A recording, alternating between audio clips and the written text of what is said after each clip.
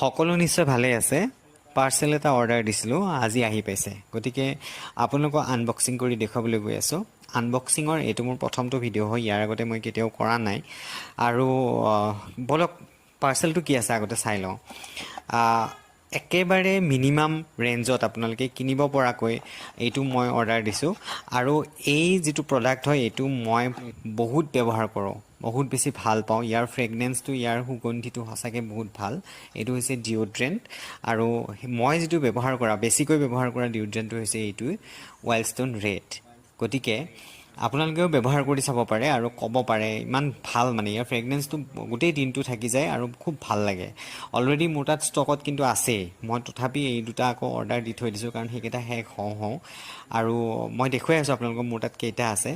বেলেগ প্ৰডাক্টটো মই ব্যৱহাৰ কৰোঁ, কিন্তু ৱাইল্ড ষ্টোন ৰেডটো মই বহুত বেছি ব্যৱহাৰ কৰোঁ, কাৰণ ইয়াৰ গোন্ধটো সঁচাকৈ খুব ভাল।